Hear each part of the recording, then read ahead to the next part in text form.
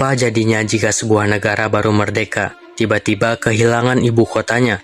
Presiden dan wakil presiden ditangkap, pasukan musuh menduduki pusat pemerintahan, dan negara itu tampaknya akan runtuh.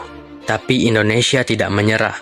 Dari sebuah kota kecil di Sumatera Barat, sejarah baru ditulis. Bukit Tinggi, kota yang dikenal dengan keindahan jam gadangnya, tiba-tiba menjadi ibu kota darurat Republik Indonesia. Bagaimana bisa? Dan kenapa Bukit Tinggi? Siapa sebenarnya pemimpin Indonesia saat itu? Bersiaplah, kita akan kembali ke tahun 1948, ke masa ketika Indonesia hampir kehilangan segalanya, tapi justru bangkit dengan lebih kuat.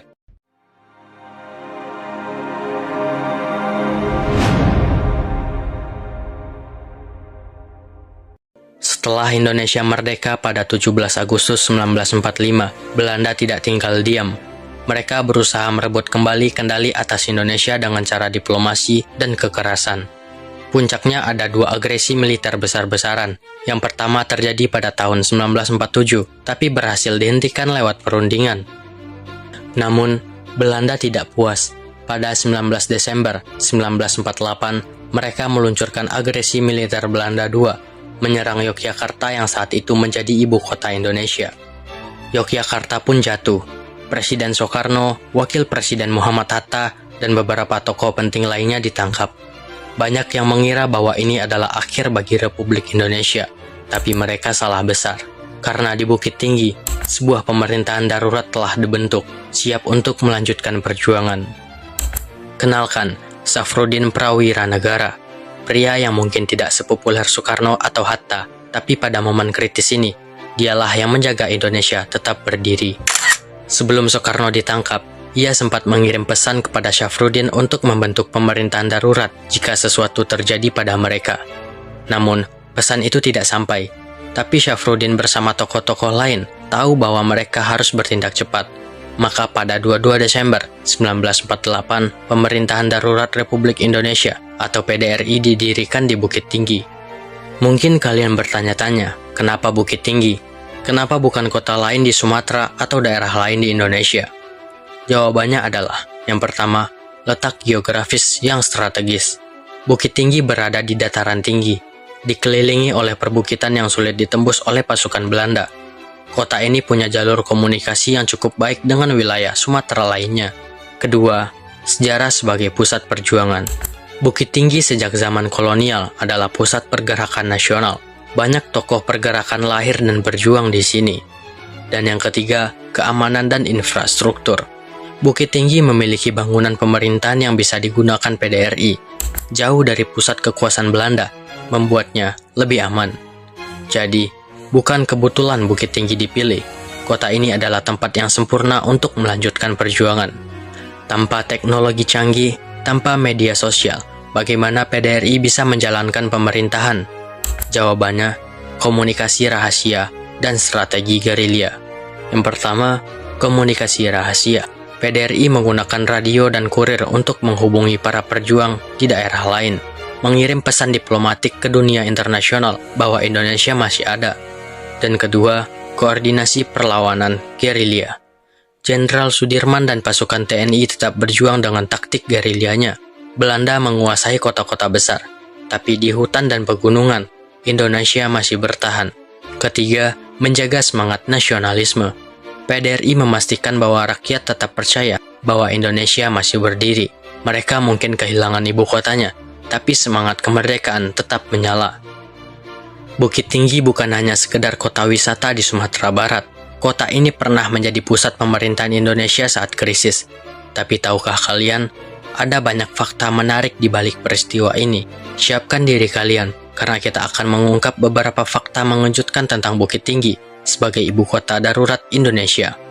Fakta pertama, Safrudin Prawira Negara hampir menjadi presiden Indonesia. Ketika Soekarno dan Hatta ditangkap Belanda, mereka sebenarnya telah menyiapkan rencana darurat.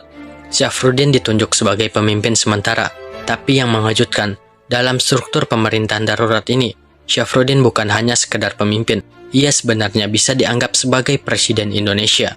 Namun, karena pemerintahnya hanya berlangsung beberapa bulan, dan setelahnya ia langsung menyerahkan kembali kekuasaan ke Soekarno. gelar presiden ini tidak banyak dikenal orang. Fakta kedua, Bukit Tinggi punya bunker rahasia yang dibangun oleh Jepang.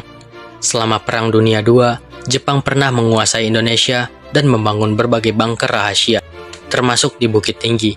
Salah satu yang terkenal adalah Lobang Jepang, sebuah terowongan bawah tanah yang dulunya digunakan sebagai tempat perlindungan dan markas militer. Beberapa sejarawan percaya bahwa bunker ini juga sempat digunakan oleh tokoh-tokoh PDRI untuk menyusun strategi perlawanan terhadap Belanda. Dan fakta ketiga, Bukit Tinggi sempat menjadi pusat pendidikan militer Indonesia. Banyak yang tidak tahu bahwa Bukit Tinggi sempat menjadi pusat pendidikan militer Indonesia. Pada tahun 1948, sebelum agresi militer Belanda, Bukit Tinggi menjadi lokasi akademi militer pertama di luar Jawa. Akademi ini melatih para calon perwira TNI yang nantinya akan berjuang dalam perang kemerdekaan.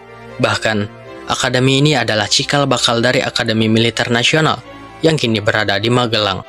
Fakta keempat, PDRI tidak hanya berada di Bukit Tinggi, tapi sempat berpindah-pindah. Bukit Tinggi memang menjadi pusat awal PDRI, tapi tahukah kalian bahwa pemerintahan darurat ini tidak diam di satu tempat? Karena terus diburu oleh Belanda, PDRI berpindah-pindah ke berbagai daerah, seperti Payakumbuh, Halaban, hingga daerah hutan dan pegunungan. Perpindahan ini adalah strategi cerdas untuk menghindari penangkapan Belanda dan memastikan pemerintahan tetap berjalan meski dalam kondisi sulit. Dan fakta kelima, Bukit Tinggi juga sempat menjadi ibu kota Sumatera. Sebelum menjadi ibu kota darurat Indonesia, Bukit Tinggi sudah punya peran penting lainnya. Pada tahun 1947, kota ini sempat dijadikan ibu kota Provinsi Sumatera, yang saat itu masih mencakup seluruh pulau Sumatera, sebelum akhirnya dibagi menjadi beberapa provinsi seperti sekarang. Fakta keenam, Bukit Tinggi dijuluki Paris van Sumatera.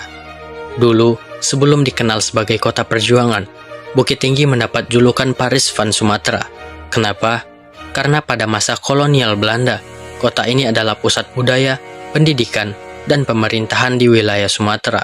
Bahkan, hingga kini, pengaruh budaya Eropa masih terlihat dari arsitektur dan tata kota Bukit Tinggi.